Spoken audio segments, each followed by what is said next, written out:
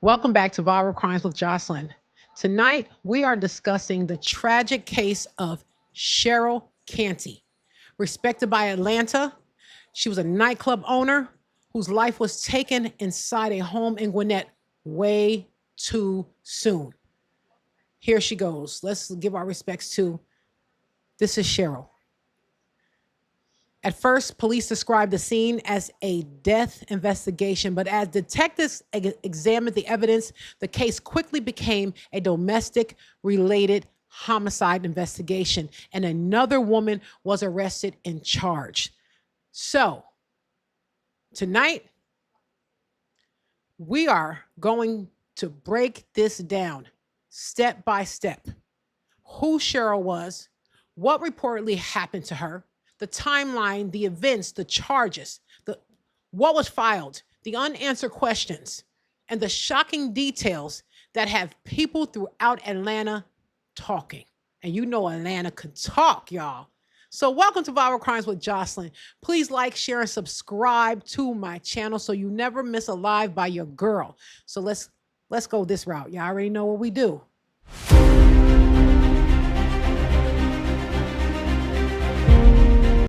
All right, you guys, please remember that the accused although they have been charged, but they have not been convicted. Hey, cuz, watch out for this one. They have not been convicted in court yet. So they are innocent until proven guilty. Okay. So we're gonna unpack all of this, you guys. We're really gonna listen. This is not my hometown, but I'm a Gwinnett County gal. So when I came across this case, I said, okay, this is something that I want to dig into, you guys. So once again, I want to say thank you for watching. Go and subscribe to my channel. I am on YouTube, Instagram, TikTok, Twitch, Patreon, Kick, and X. I said YouTube and TikTok. You know where I'm at. And if you say you can't find me, you a lie and the truth ain't in you. So I just want to say thank you to all my subscribers. I have hit over 15,000 subscribers on YouTube. So I'm excited about that. So we're going to keep growing with this family. Become a part of my community so you'll always stay informed. So let's break this down, you guys. So who was Sharell Canty? So let me see what I have here. Sharell was well known and well respected in the Atlanta community. We do know that, you guys. She really, truly was. She was a nightclub owner. Although I do live here and I have visited a lot of the Atlanta nightclub scene, I don't know this club. And I'm surprised. Atlanta nightlife community was stunned when Sharell Canty, a respected businesswoman and co-owner of Opium nightclub, I have never heard of it. So, like I said, I've been here for a while and I've never heard of this club, but she was found fatally inside a home in Grayson, Georgia. I'm probably 20 minutes from there. So this is in my neck of the woods. At approximately 8:42 on a Sunday morning, May 24th, 2026, a neighbor contacted Gwinnett County Police after discovering an unresponsive person at a residence. So, when I first started getting into this case, I was saying to myself, this woman had so much life in her. Young. She was climbing. They said that she was brilliant. She knew business inside and out, and she knew how to make things happen and be successful. Let's watch this TikTok, which actually broke my heart because it showed you how much life that Sharell Canty had in her. Let me see. And of course, it's going to be this one. Hold on. Let me go over here. Let me get you out of there. No, not this one. I want to get into the TikTok one that I did find. Hopefully, I didn't shut it down because I be having so much stuff going on, y'all. Hold on. Here we go. Let's see. There she goes. All right, you guys. Let's watch this really quickly. It just shows you her life, the energy that she had in her. Police say the two had previously been Did it go off, you guys? Hold on. in a relationship. Multiple reports have identified Byrom as Sharell's ex-wife. And that single word, ex, is where this entire case hinges. Because the relationship was over. Whatever they had built together, whatever they had promised each other, that chapter was closed. They were no longer together. They were living separate lives in the same general area, and by all appearances, moving on. On the morning of Sunday, May 24th, 2026, Sunday morning. I'm out here with my client, Sharell. Trustworthy by reputation, grounded by profession, she and Sharell had a history. Police say the two had previously been in a relationship. Multiple reports have identified Byrom as Sharell's ex-wife, and that single word, ex, is where this entire case hinges, because the relationship was over. Whatever they had built together, whatever they had promised each other, that I don't know why it keeps cutting off, you guys. So just bear with me. Here we go they were again. no longer together. They were living separate lives in the same general area, and by all appearances, moving on. On the morning of Sunday, May 24th, 2026, a neighbor noticed something wrong at a home on Wilkerson Way and called 911 at 8:42 a.m. Officers arrived and found Sharell's body. By Monday, Gwinnett County police had made an arrest. Stephany Byrom was taken into custody and charged with malice murder, felony murder, aggravated assault, and possession of a firearm during the commission of felony, 4 charges, each one deliberate. And the one that matters most, malice murder, is not just a legal label. In Georgia, malice murder means the killing was intentional, premeditated, not heat of the moment, not an... You guys think she was jealous? Because what I'm hearing is that Sharell was ready to move on. Sharell was enjoying herself. But there's somebody that in that Atlanta scene, in that community, she's always there. And I can't remember her name. She's actually the basketball. She was on WNBA, and she actually ended up on Atlanta Housewives. And she was dating Mimi. Somewhere in there, something was happening allegedly between Sharell and her. And I can't remember her name, you guys. If you know her name, drop it in the chat. I cannot remember her name. We're going to continue with this little video right here. You know what? Hold on. Let's play this. That spiraled. According to the arrest warrants, Sharell was shot twice in the head, 2 shots at close range. That is not panic. If these charges hold, a decision that was made. The community reaction was immediate and raw. Neighbors described the street as one of those places where nothing happens. Generally are called... There she go. You see her, you guys? Hold on, let me go back. That was her. What is her name? ...was immediate and raw. Neighbors described the street... Are y'all seeing the video? One of those places where nothing happens. Hold on, y'all seeing the video, right? Drop a 1 in chat if y'all seeing this video. Hold on, y'all. Let me see. Let me make sure y'all seeing it. Hold on. Why are we not seeing this video? Hold on, y'all. Hold on. Bear with me, y'all. Bear with me. Let me come over here. You know what? Let's keep going on. I don't know why this video is not coming up, but all right. So what we have? So we have at approximately 8:42 on Sunday, May 24th, a neighbor contacted Gwinnett County Police Police Department and discovered that Sharell was in her residence unalived. Okay, so officers initially described the matter as a death investigation. As detectives examined the scene, the case was reclassified as a domestic-related homicide. Police identified the victim as Sharell Canty and arrested the 48-year-old Stephany Byrom. Byrom was charged with malice murder, felony murder, aggravated assault, and possession of a firearm during the commission of a felony. Now let's unpack who Sharell was. Stephany was, sorry, you guys. Now, Stephany was also well known in the Atlanta scene. She was a high power real estate agent. She had it going on for herself. She was well respected. She was selling $1 million properties. So this was not just some old okie doke chick that Sharell had met. She had her credentials and her accolades. So an arrest warrant information reported by local national news organization alleges that Sharell was shot twice. Police have not publicly explained the exact relationship between Sharell and Byrom. But what I'm hearing is that her and Byrom was married, like legally married. I'm going to say allegedly because they're not saying it in the news, but what I'm hearing in the streets is that they were literally married, legally married. It says that police have not publicly explained their relationship, but that's okay. Sharell's story began far beyond Atlanta. She was raised in Syracuse, New York. Hey, give it up. Oh, look at that. She was raised in my neck of the woods and she came down here. And listen, look at that.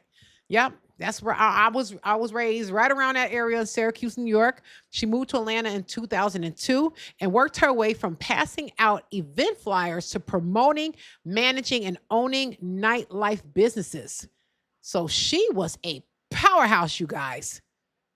It says her career included Club Miami, Club Cream, Opium, and Alibi. Friends and colleagues remembered her as a connector, a community builder, and a generous person who regularly, heavy tongue today, created opportunities for others. So tonight, Viral Crimes with Jocelyn family, we will discuss who Sharell Canty was beyond the headlines, her rise through Atlanta nightlife industry, what happened on Wilkerson Way. And it's so funny. She come from New York. I came from New York.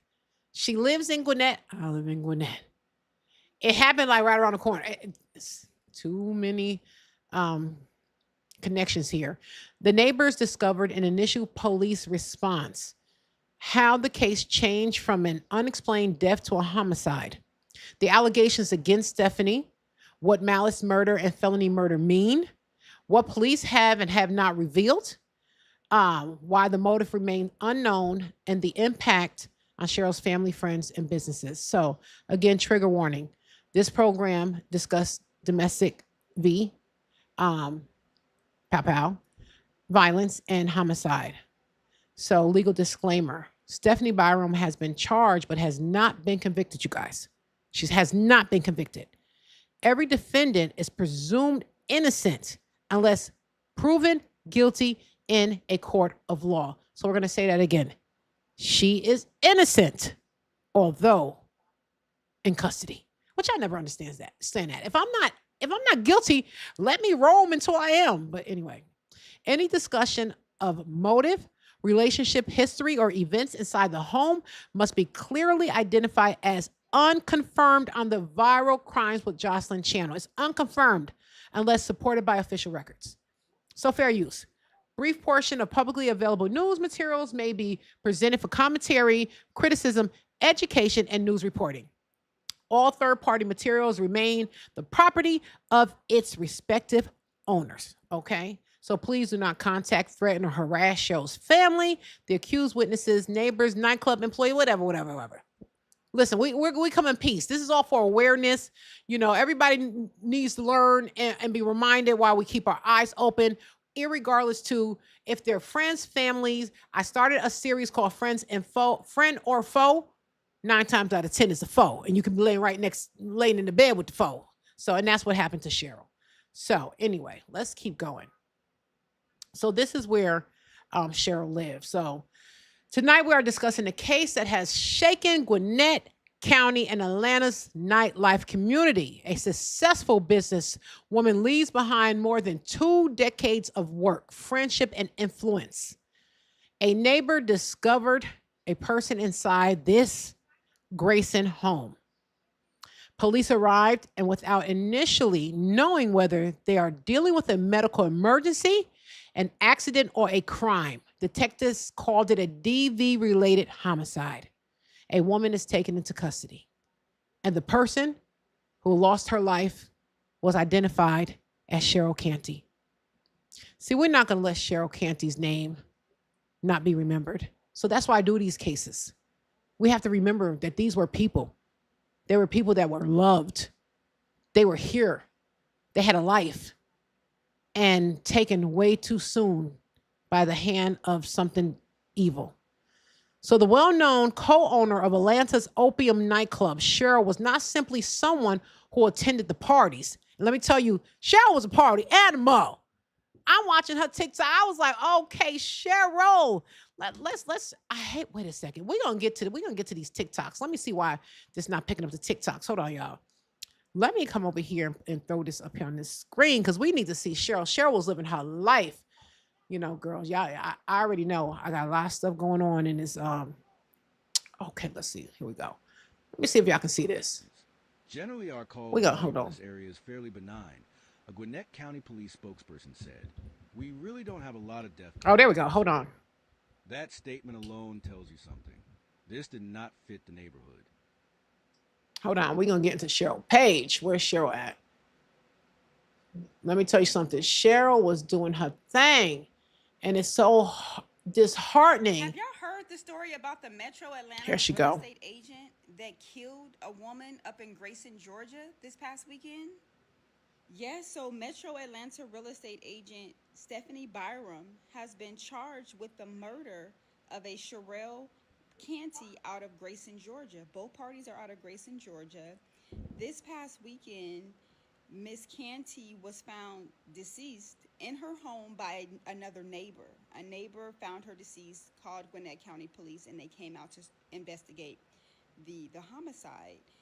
It took them about 24 hours to kind of drill down what exactly happened, and come to find out, this woman right here, Stephany Byrom, the Atlanta real estate agent, is the one that has been arrested and charged with the murder of Sharell Canty. Oh, Sharell. I've been seeing tributes going across my Sorry, I was saying Sharell. It's Sharell. I'm going to correct myself. It's Sharell, you guys. Sharell Canty. Instagram feed all weekend of Sharell Canty. It seems like a lot of my mutuals were familiar with her, so there were a lot of tributes, as Miss Sharell Canty is a very popular party promoter here in Atlanta.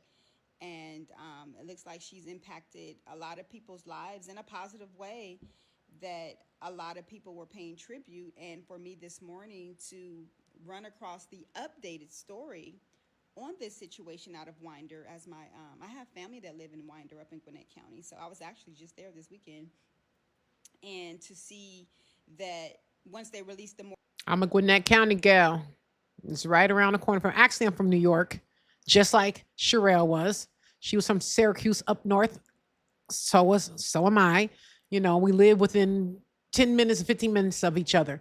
But although I've been here for many years, I do not remember this club. And I used to be in the club. Say, y'all, I used to be out there in them streets. I don't know where this one is at. I need to Google it. More details about the story that Sharell Canty is the victim of this horrific incident. But rumor has it, allegedly, per Sandra Rose, that Sharell and Stephany were once married. They were a couple at some point. Legally. They were married and now they're divorced. But the Gwinnett County Police is deeming this as a domestic situation. So they don't feel that there are any other ulterior motives, that anyone else is can be harmed by this. But yeah, they're saying it's a domestic situation. And I'm just flabbergasted at how the chain of events have occurred, and to know that it was a real estate agent. I'm not familiar with her. I had never heard of her, but she's a very beautiful lady. But damn, murder? Now, when I looked her up, she wasn't just an ordinary real estate agent. She was somebody that was literally in the scene. Like, she was selling $1 million homes. She had it going on, just as Sharell did. Stephany, she was 48 years old, and she was charged with malice, murder, felony murder, aggravated assault, and possession of a firearm during the commission of a felony. But here's where we must slow this down, you guys. Police have not publicly announced why this happened. I searched, you know, but what frustrates me is that we can get into those TikTok streets and come up with something. But I don't like that, because there's nothing that's saying why. It's not on the news. It's not on, Atlanta news. None of that. But on TikTok seems to know everything. So they have not officially defined the relationship between Sharell and the woman accused of her deletion.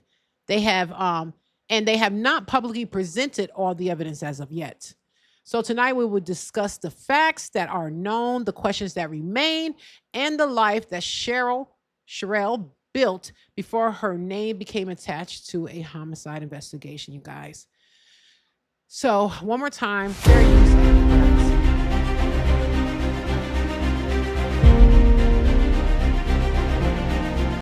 Okay, so you guys in the chat, tell me where you watching from tonight? Where y'all at? Y'all up north? Y'all in the south? Where you guys are at? And those of you in Georgia, let me know what city and county you are in. Gwinnett County right here. Gwinnett County and Albany County in New York. Born and raised. So when police call a case domestic related, what does that phrase mean to you guys? And what do you think it does not automatically prove? So who was Sharell Canty? Let's get into Sharell Canty. Let's figure who she was out. Let me move this over here. So before we discuss the home or the accused, we need to understand who Sharell was. Now, Sharell, she seemed to be the life of the party. She was raised in Syracuse, New York. Her obituary said that she was raised with strong family values and that faith played an important role in her upbringing. She attended Fowler High School and moved to Atlanta in 2002 with determination and a vision for her future. Now, you know what? That is so strange. A lot of New Yorkers had that same vision, because I know when I decided to move here in 2008, I thought the same thing. I said, Albany, New York can't give me what I want. So I need to get down to the A and build me a little empire. So a lot of us had that same mindset in the early 2000s. So let me go back and let you guys just look at Sharell, okay? She came to Atlanta without already being a famous promoter or a nightclub owner. So she had her thing going on, rocking in Syracuse. She worked, she learned the industry, she met people, she developed relationships, and she built a reputation. Sharell reportedly worked at Jim Ellis and later at Green Package Store. That job introduced her to people connected with the Atlanta nightlife. Okay, you guys. Here's some pictures of Sharell. She's doing her thing in her nightlife. People loved her. They said she was the life of the party. I would have loved to party with Sharell, out there and having a great good old time. So over more than 2 decades, Sharell progressed from promoter to manager and eventually to owner.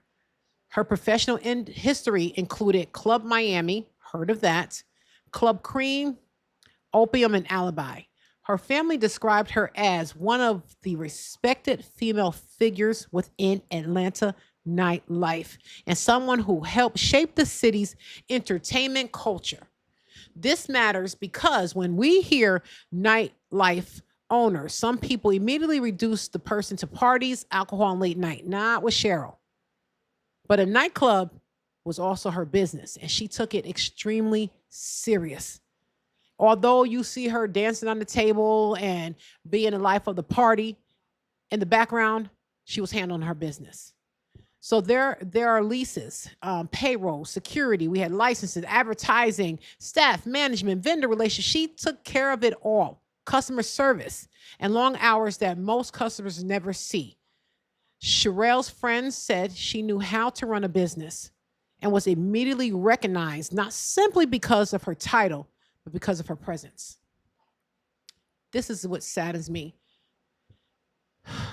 That someone that bleeds the same blood that you bleed can come and stop you from breathing. How many of you have ever worked in nightlife, entertainment, event promotions, or hospitality? I know me and my husband started a business called Burnout Production, and it was not easy. And we burnt out. Literally, we was burnt out. It takes a lot. And not only are you running it behind the scenes, when the party's jumping off, you're there. So it's like there's no rest. So I understand that part. So tell me in the chat, what do people misunderstand about the nightlife business? Is it all fun? It's not all fun, you guys. Sharell's obituary also described her as generous and supportive. Always had the people around her. You know, I try to figure out how did they connect? Where did they connect? But as big as people may think Atlanta is extremely small. It's very small. And it's like a washing machine. Everybody just keeps circling around with each other. It's a very, very small, tight-knit community. It's not big at all. So although you hear, oh, Atlanta, it's where everybody knows your name down there. So that should tell you something. So she leaves behind her parents, sibling, relatives, friends, and two young people whom she affectionately called her children. They were not biologically hers, but she referred to them as her children. That is who Sharell was. Not simply a crime scene photograph, not simply a headline, not simply a club owner. She was a daughter, sister, mentor, businesswoman, friend, and community builder. So I was actually trying to find the clubs that she owned. I couldn't find any pictures of those either, which was really strange. It is where so Atlanta nightlife is not only entertainment, it's a culture. It truly is a culture down there. It's music, it's networking. It is on and popping. Trust me when I tell you. It is where new artists may be introduced, business relationships are formed, and people from different industries meet. It's a great place to network. It truly is. Sharell reportedly spent more than 20 years building her position within this world. Her colleague says she did not rise alone. She helped bring people and others together. This is one reason her passing produced such a strong reaction. Employees at Opium describe themselves as family. I told you it's tight down there. It is really, really tight down there in that scene, and it's hard to break in it. But once you're in it, you are in it, and everybody knows your name. It's like friends. Employees may wonder whether their jobs were secured. Business partners must make decisions while grieving. Rumors began to circulate. Rumors is allegedly, y'all. It's allegedly. You know what? We're going to get into something else. Hold on over here. Let me see if I got this here for you guys. Hold on. Let me see. What we going to watch? Let's see. Sorry, you guys. Sometimes it just happens. Here we go. Why is it not coming up, you guys? It's all right. Oh, there we go. See? Listen. It happens. And why is that thing in the middle of my darn page? Get out of here. There we go. Let's watch a little bit of this, you guys.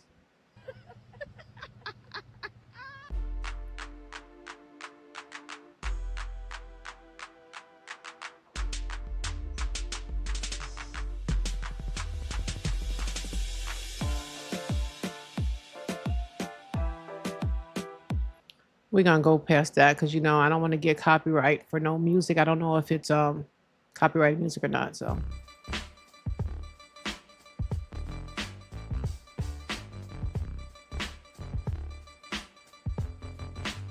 We also want to give props out to Crazy Dark Files. Please go on to their channel, like, share, and subscribe, and tell them that the Viral Crimes with Jocelyn family sent you.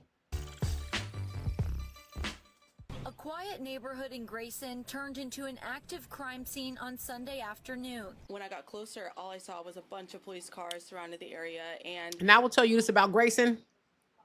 It's a very, very safe place to live. Very, very safe place. A very tight community. So for something like this to take place in Grayson, it's alarming. An ambulance and then yellow tape on the house. It was really just a crazy situation. It was a Sunday morning, and a neighbor stepped outside. What they found inside that house on Wilkerson Way in Grayson, Georgia, nobody on that street was ever going to forget it. Not ever. A woman was dead. She was shot twice in the head, inside a home, in a neighborhood so quiet, so small, so peaceful that one neighbor said she ran straight to her mother when she saw the police cars because she simply could not believe it was real. But here is the part that will stay with you long after this video ends. The person they arrested for this murder was not a stranger, was not a criminal, at least not a known one. It was someone who had once looked this woman in the eyes and made a vow to love her for the rest of her life. What could have prompted her to carry a gun and shoot this lady twice on her head? Well, welcome to Crazy Dark Files, where we... You know, they interviewed a lot of the neighbors, and all neighbors could agree that nothing like that happens here. Like I said, Grayson is a very small, tight-knit community, very peaceful, very quiet. There's children play outside. These are just comments that I'm reading.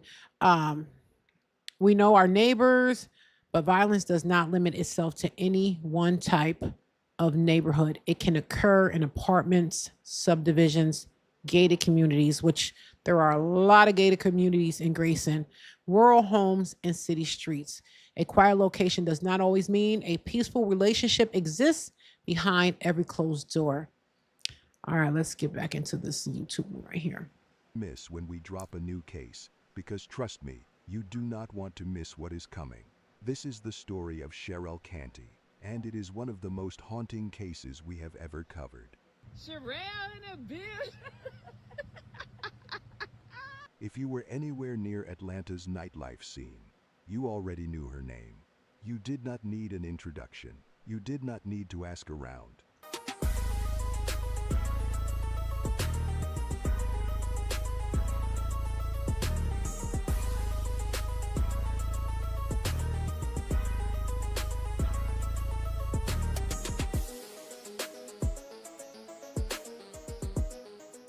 The moment Sharell Canty walked into a room, you felt it before you even saw her. This is how she always vibed to anything nightly. Now, that's what I said. Her right there. What is her name? She used to date Mimi Frost, and she's always in that scene. She's always so. I had heard one TikTok that said that they might have been in some type of entanglement. Sharell and herself.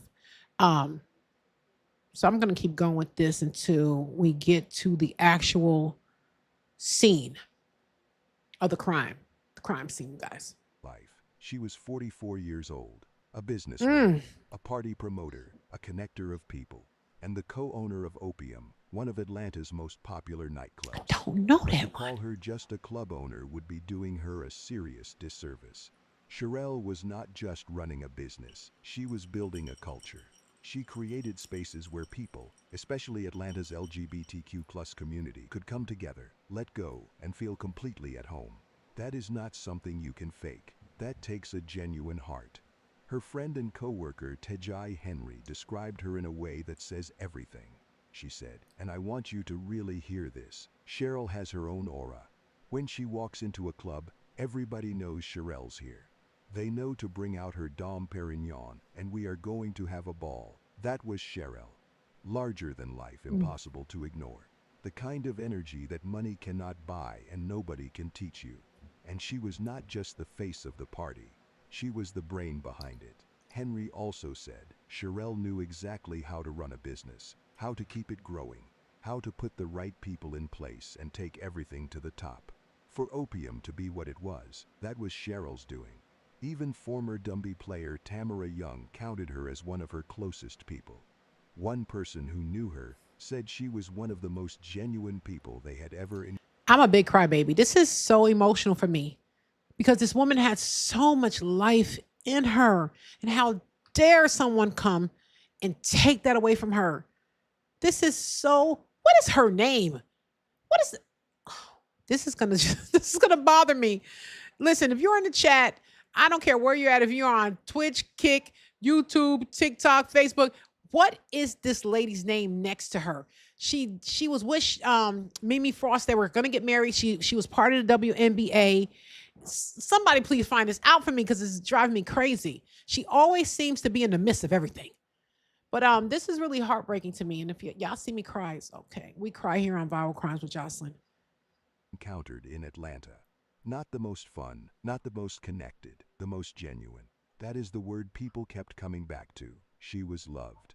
Publicly by an entire city. But here is the thing about a life lived so fully in the light. Sometimes it makes it impossible to see what is quietly falling apart in the dark. The last time Tamara Young saw Sharell Canty alive was Thursday night, May 22nd, 2026. Just 2 days before everything changed, they had dinner together, laughed together, spent the night the way close friends do, present, easy, unbothered. Neither of them knew it was the last time. And that is the part that is almost too painful to sit with.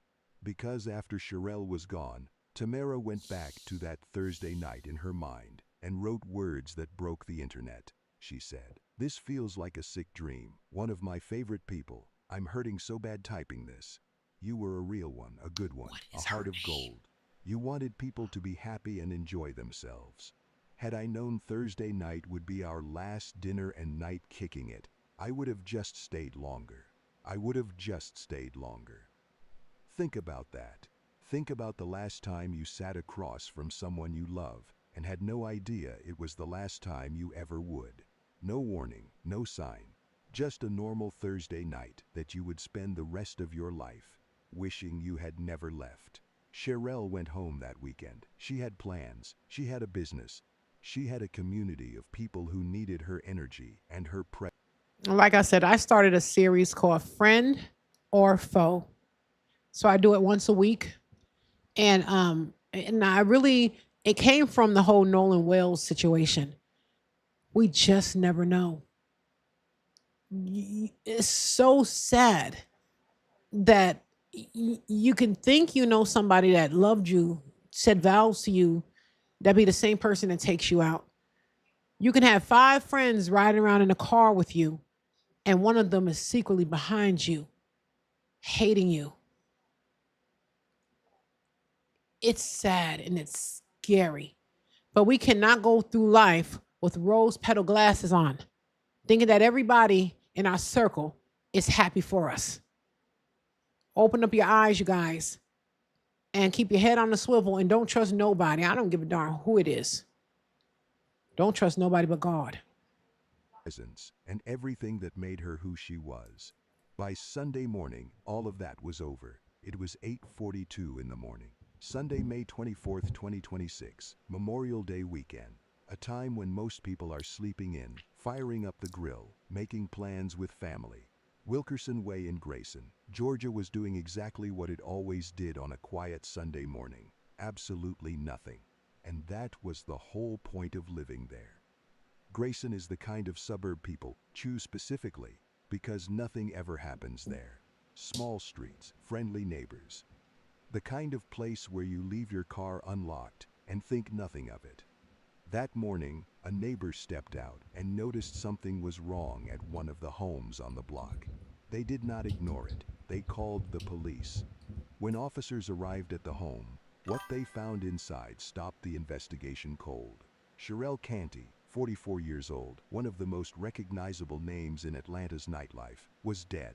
Right there, inside a home in one of the quietest neighborhoods in Gwinnett. Okay, we're going to stop there. And he's absolutely right. Like I said, I'm in Gwinnett County too. And Grayson is one of the quietest places in Gwinnett County. Gwinnett County is huge. It's got over 1 million people in Gwinnett County alone. So, but Grayson is one of the quietest parts of Gwinnett. So the detectives remained at the residence for hours. Okay, once they got there, the neighbors, everybody called. You know, they hearing pow pow, everybody, the neighbors is going crazy. They don't hear that stuff in Grayson. So news cameras, they flocked to there to figure out what's going on. A white vehicle parked in front of the residence was also towed during the investigation. Police have not publicly explained every item collected or the evidentiary importance of the vehicle. Now that vehicle, I'm breaking this case is so large, so I had to like break it down. So I can be on here all night long going over this case. Said this is the point where social media frequently makes mistakes. This is why, if I cannot find this, my information from a replicable news channel, a lot of people go to TikTok, and we cannot do that because we are spewing false information we don't know. So I don't like doing that. It says at this point, social media goes crazy. But then again, social media be in them streets and they be knowing stuff that most people don't know. How they get the information, I have no clue. So, but unless police or court documents confirm those details, everything is allegedly. So investigators may remove clothing. They remove clothing, electronics, bedding, weapons, documents, items, everything. They took everything from the home. It says an investigator worked the case, and police announced that preliminary findings indicated they were investigating a DV homicide. They also said they believe the incident was isolated, which we know. So they say that, so the community are not alarmed. Go to bed, you can sleep. This has nothing to do with you. This was a targeted event. What evidence do you think caused the police to move so quickly? Because they moved fast. And I don't know if because the police are really connected in that community down there. So they probably knew who she was. They probably were off-duty security guards, which they hire a lot of them down there. So that makes sense. So on Monday morning, police publicly identified the victim as 44-year-old Sharell Canty of Grayson. That is when the case moved from local neighborhood investigation into a story that reached Atlanta's entertainment community. People recognized her. They knew the nightclub. They knew the events she promoted. They had worked with her. They had celebrated with her. And now they were learning that she had been taken away inside her home by someone who claimed to love her. The location and number of wounds may help investigators examine the distance, trajectory, position, whether the victim was standing, all that stuff, which they never release. They leave us just hanging on by a thread. I want to know. So police identified 48-year-old. Okay, so she was 4 years older than Sharell. I gotta get that right. Sorry. All due respect. She was 48 years older. No, her wife was 48 years old, Stephany Byrom. She was also of Grayson. She was the person that was arrested in connection with her passing. She was charged with malice murder, felony murder, aggravated assault, and possession of a firearm during the commission of a felony. Her booking photograph is not proof. Let's see her. Let's see what she looked like, y'all. I know I have it here. No, that's not it. There she, beautiful young lady. Absolutely gorgeous. Listen, don't judge a book by its cover because she's as crazy as a cuckoo butt. So police have not publicly defined the relationship between them, but we have facts that they were legally married at some point. It says some social media posts have used labels describing the women alleged relationship. However, the official Gwinnett County release and established local reporting available to us have not publicly confirmed those labels. Police saying domestic related tells investigators who believe some form of personal household. Listen, they was going through this. Actually, they had already separated. Let's slow this down. They were already separated. What's her name again? Stephany. She was extremely jealous. Sharell was doing her thing. She was moving on. What is the basketball? It's on the tip of my tongue, you guys. It's killing me. Please, somebody find out. What is her name? Only one I can connect her to is Mimi Frost. Oh my God. Is it Ty? I think she called her Ty. Well, she was getting really close with Ty. So I think she was really moving on. And homegirl Stephany was like, no. This is not going down. Not on my watch. It does not automatically tell us whether the people were currently married, but we know that they were. I truly believe that what's out there, I believe that they were legally married. So let's break this down. The charges. She did get malice murder. In Georgia, malice murder generally alleges that the person unlawfully caused another person's death with malice, meaning an intent. So she sat at home, scrolling on her phone, mapping this all out in her head. She was ChatGPTing how she was going to pull it off. So felony murder. Now, felony murder, it generally alleges that a person caused a death while committing another felony. The underlying felony alleged in a shooting case may involve aggravated assault, although the formal charging documents will provide the exact state theory, which we do not have, of course. I did put in, I have another case that I just requested their transcript, so I can't wait to get that so I can pick that apart. A defendant can face both malice murder and felony murder counts for one passing. That does not mean the state is alleging that two people were deleted. It gives prosecutors alternative legal theories. So she also was charged with aggravated assault. You would think that it would trump you know, you got the aggravated assault, you got the misdemeanor, this, you got that, and then you have the end all be all. Why don't that just trumps everything and then you just get charged with that? But no, you want to just keep spending tax dollar money, which doesn't make sense to me. But anyway, so it says this charge commonly concerns an assault involving a deadly weapon or an act capable of causing serious bodily injury. In this case, the firearm allegation appears connected to the aggravated assault and homicide counts. She also was charged with possession of a firearm during the commission of a felony. This is a separate charge alleging that a firearm was possessed and used during the commission of another felony. Again, these are just accusations, you guys. It's all allegedly. I do not have nothing set in stone. So do not hold me to these facts. Okay, so how many of you knew that someone could be charged with both malice murder and felony murder and actually get two different sentencing behind the both of them? So one question viewers did often ask when I was going through this, it was, if police arrest someone so quickly, does that mean the case is strong? I would say yes. If they come to get you and you just did it 10 minutes ago and they got you in the clanks within 15 minutes, they have the evidence. They just don't have the confession, but they have all they need because they can't preliminary just come and arrest somebody without the evidence. So that was crazy. I'm just going over questions that are sent out to me. It was another question. Let me see. They said probable cause is not the same standard as proof beyond a reasonable doubt. Okay, we understand that. The evidence sufficient for an arrest may later be expanded, challenged, or interpreted differently at trial. Yes, we agree with that. So for whoever to send those questions, thank you guys. So why did this happen? Do we know? Why was Sharell deleted? The honest answer is police have not publicly announced a motive. But we know we're not stupid. We're not stupid. She was moving on. It was a crime of passion. I truly believe that.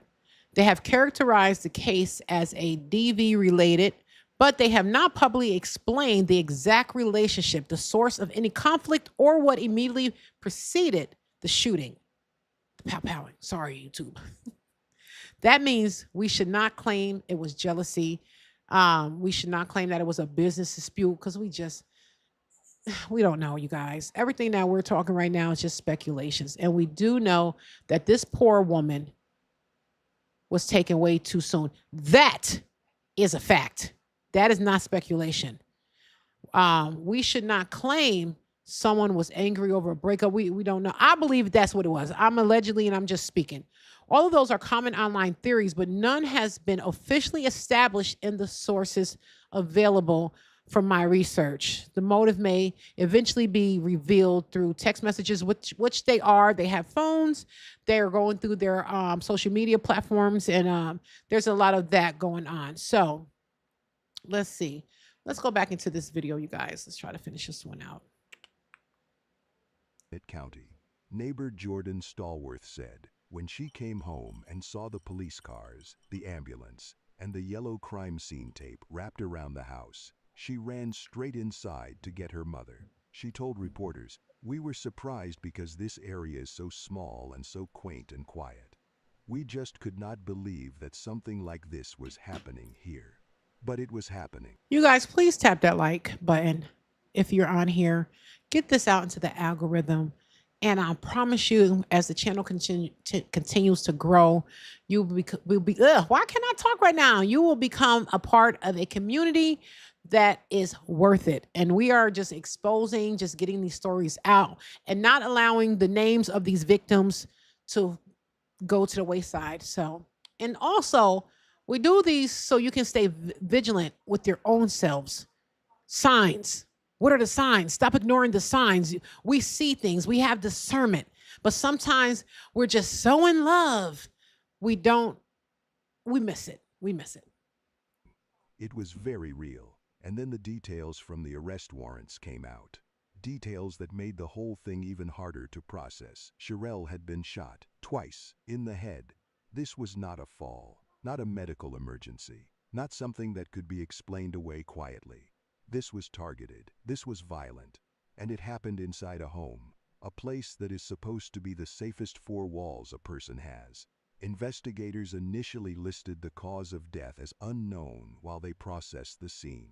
But that classification was not going to last long, because the evidence inside that house was already telling a very specific story. Within hours, the tone of See, that's what I couldn't find whose home was it? And why was she there? I couldn't find that information. Investigators will likely examine and figure this all out, but I couldn't find that myself. Like, was it her home? Was it her ex-wife's home? Why she was there? Why were they there together?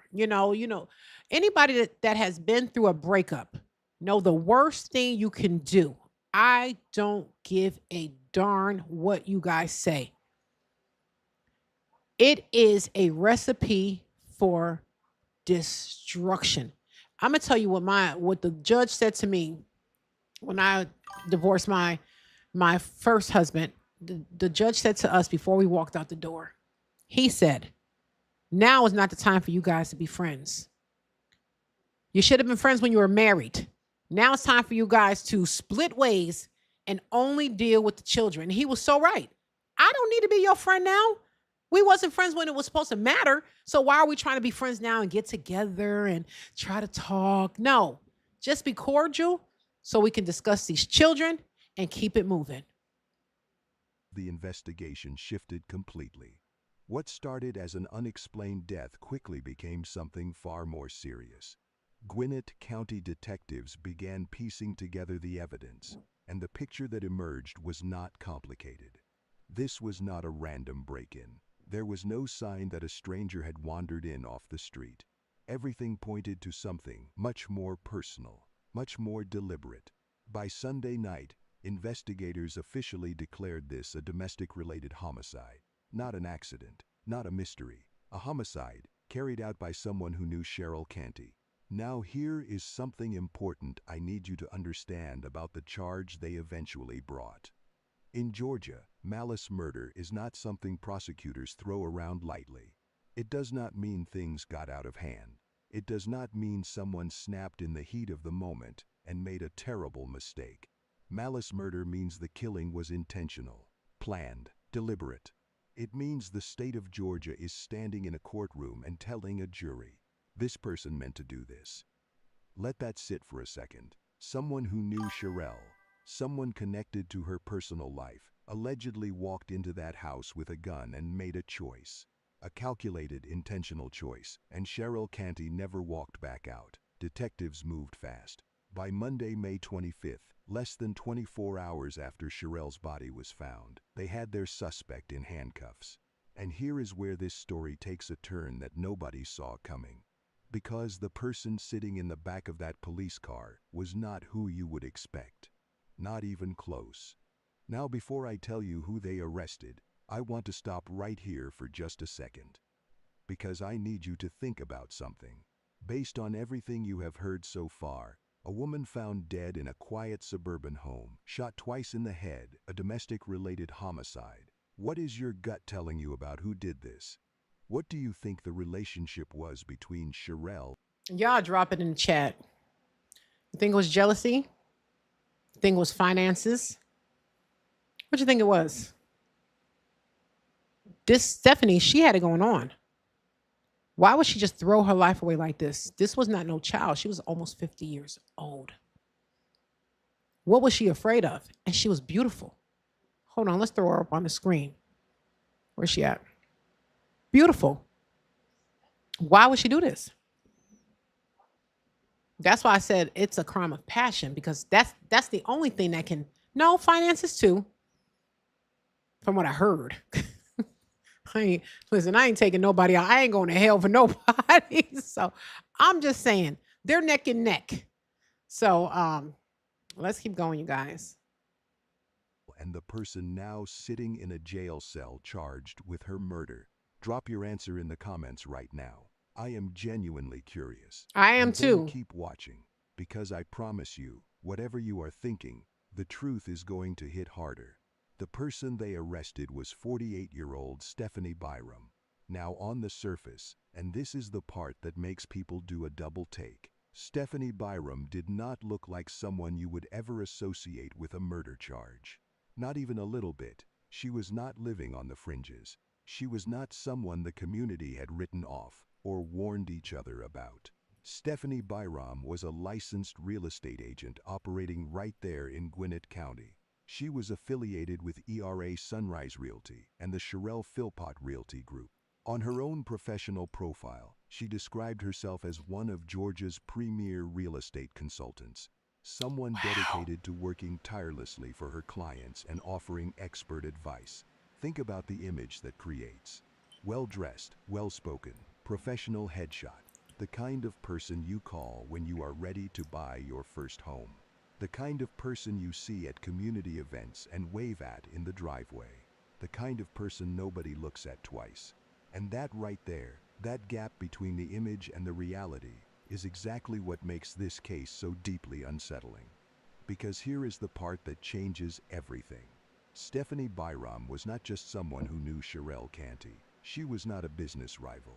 She was not a stranger with a grudge. Stephany Byrom was Sharell Canty's ex-wife. These two women had been married. They had stood at an altar together, made vows to each other, built a life together, and at some point that marriage came to an end. But clearly, tragically, fatally clearly, something between them did not end when the marriage did. Here is what we know. Sharell and Stephany were married. The marriage eventually ended in divorce. Gwinnett County investigators confirmed the two had previously been in a relationship, and they classified what happened on May 24th as a domestic-related homicide. Beyond that, police have not publicly released a motive. They have not told us what the argument was about. This is crazy. Because like I said, this happened on May. Hold on, y'all. And we still don't have answers. I have dug into the Gwinnett County court cases, seeing if I can find something different, something more current. Because this happened on, well, actually it just happened. So she's, like I said, she's innocent until proven guilty in a court of law. So this just happened May 24th, 2026. And that's probably why I can't find anything. It's still new. They're still investigating. They're still putting pieces together. So all we have right now is a bunch of speculation and the news reporting for when, where it happened. We do know that. We do know it happened in Grayson, Georgia. We do know that. So, but the facts of the case, it's just not out there yet. About whether there was a documented history of violence between the two, or exactly what happened inside that house before the shots were fired. And I want to be straight with you.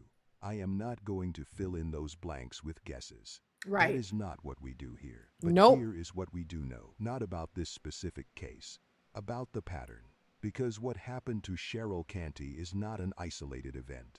It fits into one of the most well-documented and most deadly patterns in domestic violence research.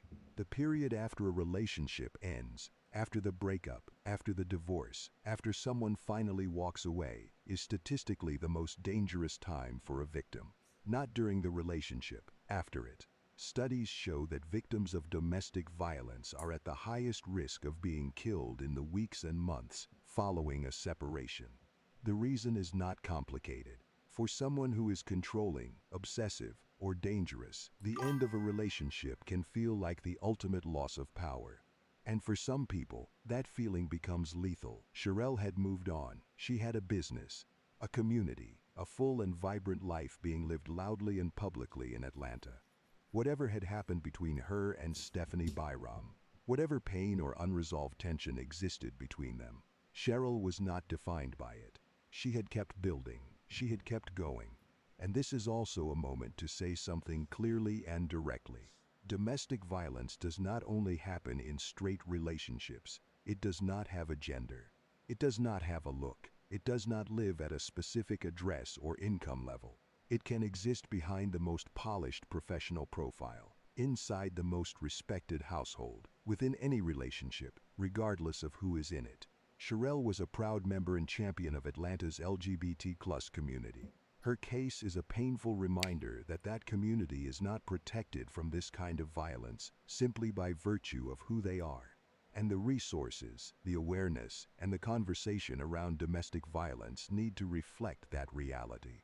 Whatever happened between Sharell. You know what I just don't understand? It's so funny because I work in the I'm an expert witness for I won't say what I testify for, but anyway, I still to this day I don't understand.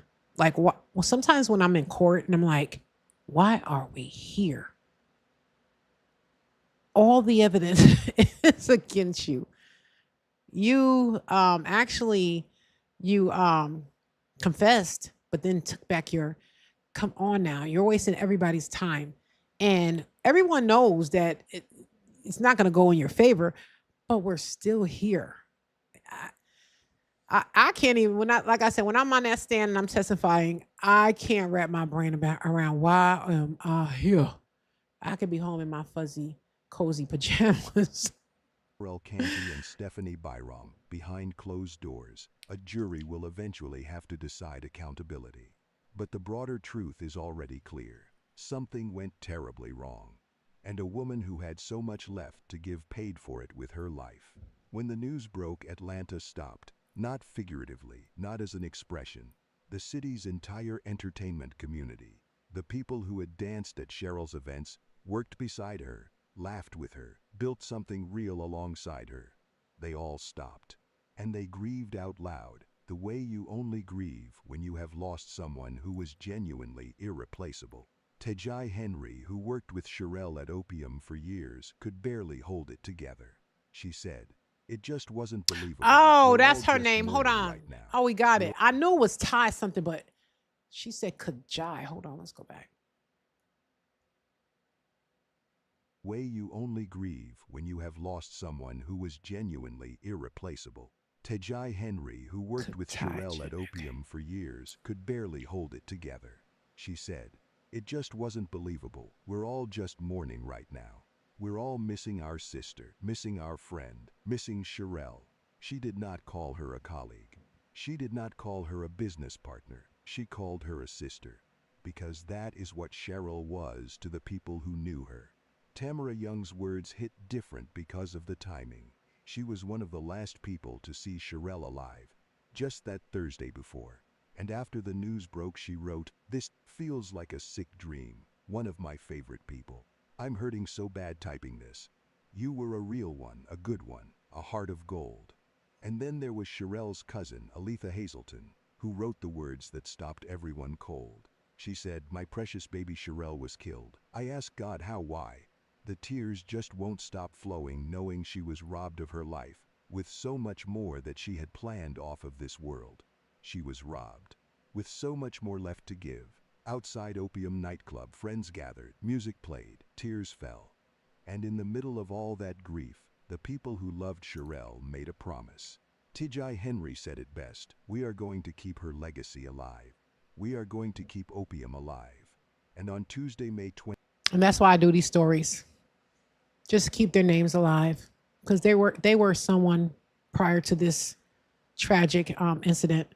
So that's what we do on Viral Crimes with Jocelyn. We keep their names alive. 27th, while those tributes were still pouring in across social media, Stephany Byrom's mugshot was released to the public. This Splashed across nutbag. news outlets and timelines everywhere. Two women, two completely different trajectories. One remembered for the light she brought into the world. The other facing the most serious criminal charges the state of Georgia can bring. Opium stays open. Sharell lives on. As of right now, here is where things stand. Stephany Byrom remains in Gwinnett County Jail. She is charged with malice murder, felony murder, aggravated assault, and possession of a firearm during the commission of a felony. She has not been released.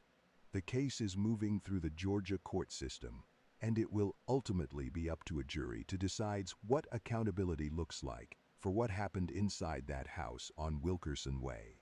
Gwinnett County investigators have confirmed the case is still active and ongoing. No motive has been publicly released. No details about what happened inside the house before the shooting have been officially disclosed. Whether there was a prior history of violence between the two women, we do not know yet.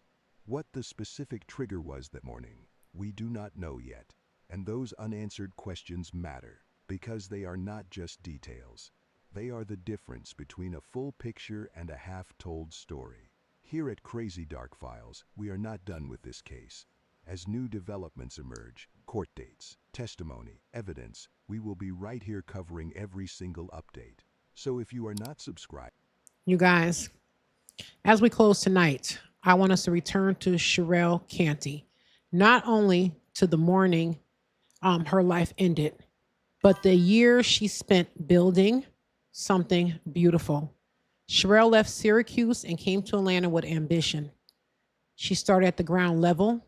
She passed out flyers. She promoted events. She built relationships. She became a manager and then an owner. And she helped create opportunities for other people along the way. Her name became familiar throughout Atlanta nightlife because she had earned her place there. Then on May 24th, 2026, a neighbor discovered her inside her Grayson home. How did the neighbor get inside the house? I don't know.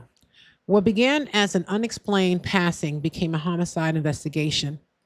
Police arrested Stephany Byrom and charged her with malice murder, felony murder, aggravated assault, and a firearm offense.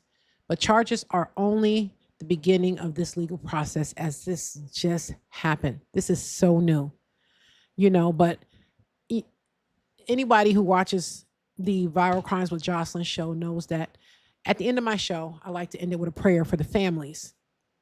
Because like I said, we're keeping their names alive. And hopefully in this community, our community, the Viral Crimes with Jocelyn community, we can teach each other how to identify the red flags. So, Father God, with life, we just pray for Sharell's family, friends, and her community. Comfort them as they grieve and give them strength for the difficult days ahead. Let every fact be uncovered. Let justice be fair. And let the truth be clearly revealed, Lord. Protect those experience fear or violence in their relationships. Cover them. Put a hedge of protection around them, Lord. And may Sharell's life, generosity, and faith be remembered with dignity. In the name of Jesus, we pray. So that's how I like to end my show on the Viral Crimes with Jocelyn. So you guys be blessed. Get home safe. And I will see you on another live as we remember another person. You guys be blessed. Bye-bye.